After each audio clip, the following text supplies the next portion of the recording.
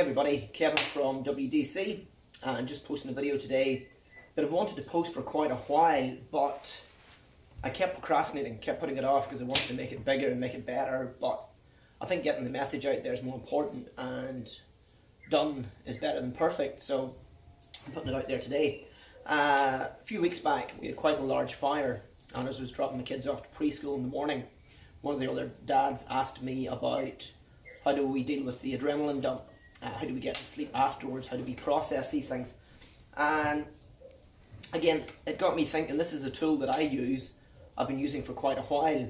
And the reason I use it, the reason I've developed it, is because I suffered exactly what he talked about, which was adrenaline dumps, having difficulty processing calls afterwards, having trouble getting to sleep. I've been a volunteer firefighter for 11 years and a career firefighter in air crash rescue for 5.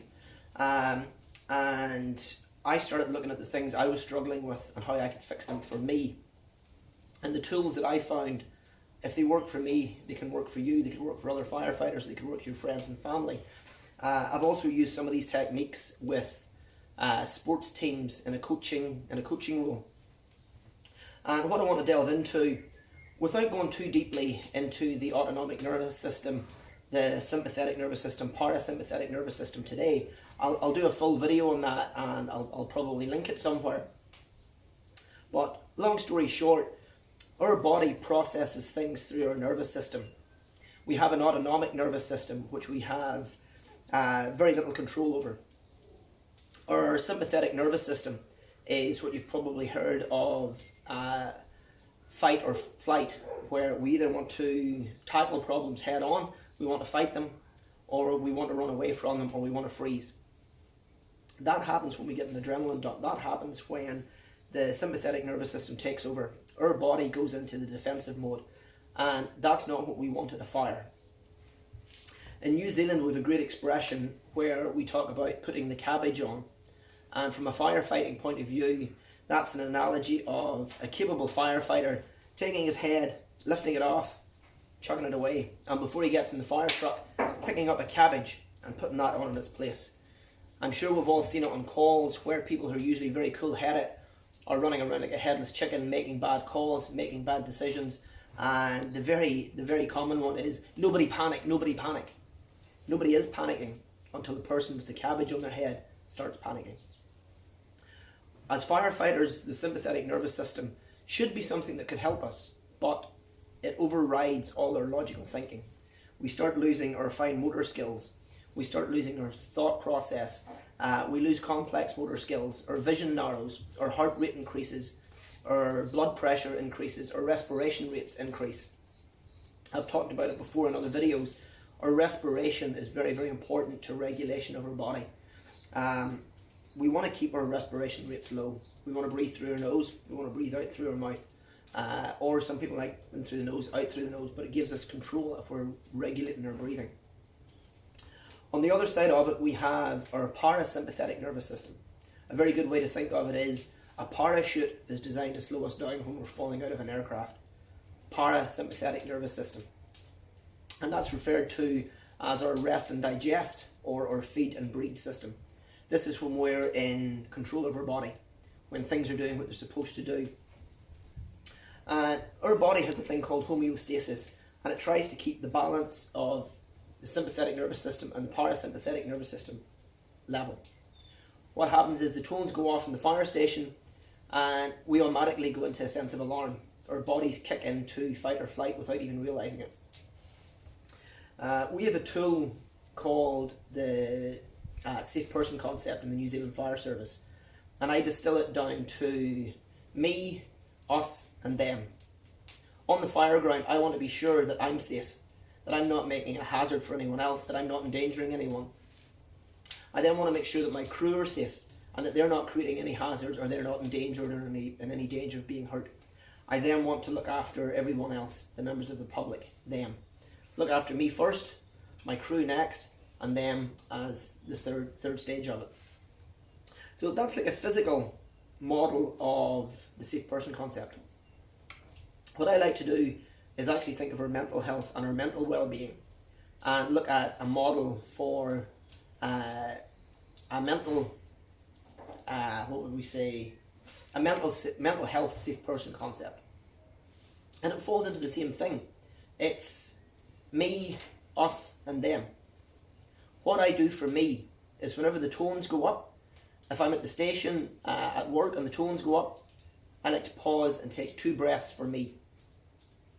Those 2 breaths allow me to keep my logical thought process.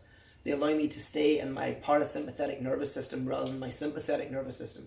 They allow me to keep control of my fine motor skills, my complex motor skills. They allow me to regulate my blood pressure, my heart rate, my respiration rate, because I'm consciously saying to my body, I'm in charge. I'm not letting my bodily systems overrun me. I'm saying I'm in charge of this. And when I say take 2 breaths, what I do is we go for 4 seconds in through the nose. 4 seconds, controlled.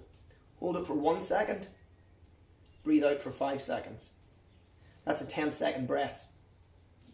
We do that twice. That takes 20 seconds. We can do that while we're getting ready, while we're putting on our gear for the call, while we're sitting in the back of the truck. But as soon as the tones go off, we should be taking 2 breaths for us, 2 breaths for ourselves. The next stage is 2 breaths for us. When we're on the fire ground, it's very easy to let things start overwhelming us. We start looking around, everything becomes a priority, everything needs to be done now. We start panicking, we stop processing things properly. That's when it's time to take 2 breaths, slow down, assess what needs to be done, prioritise and execute, as Jocko Willink says. We need to just take control of the situation. And by taking 2 breaths, we can do that. We can bring ourselves back into the present moment, we can see what's happening clearly, and we can take back control of our parasympathetic nervous system. The fastest way to engage it is through the breath. So far, we've done 2 breaths as the tones go off, 2 breaths at the call, and the last ones are 2 breaths for them. Now, when I say them, I'm not referring to members of the public. I'm referring to your friends and family, your wife, your kids, your colleagues. Mentally, as firefighters, we suffer a great deal, but we don't actually realise it. We struggle to process calls. We struggle to put things behind us when we come back from a call. As a career firefighter, we can go back to the station and do a debrief, and that can be a huge help. But sometimes as volunteers, we tend to leave the dinner table with our wives and children or our friends and family, and we go to a call. It could be a negative outcome event, it could be a nasty call. That will sit with us for quite a while. We then finish up the call, go back to station, come home and sit down to finish our dinner with our wives and kids and try and get on with their normal lives. What I say we do is we take 2 breaths for them. Whenever we finish at the call, before we go into our house, when we get to our front door, pause, take 2 breaths. It will only take you 20 seconds. You're never going to process everything that you deal with, but it will help you to process a little bit of it. And every time we can process a little bit of it, it gives us a little bit more capacity to carry some of the burden that we have. If we're struggling, we need to get help, but at the same time, we need to try and help ourselves when we can. And 2 small breaths before returning into your home environment or returning back to your friends and family or your wife and kids will have a huge impact. So overall, we've taken 6 breaths, and those 6 breaths have taken us 1 minute in total. 1 minute in total from the sirens going off to returning back to your family life or your friends and whatever we have. And we've completely changed our thought process. We've stayed in control of our parasympathetic nervous system. We haven't let the sympathetic fight or flight take over. We haven't put the cabbage on, and we've been able to deal with ourselves, deal with the call, and hopefully put ourselves in a better position to integrate back into our family environment. Hope this all makes sense, and if it does, please like and share. And again, if there's any comments or any tools or tactics that you use that you think would be beneficial, please share in the comments below, and I'll be more than happy to post a video on them to hopefully benefit other people. Thanks for listening.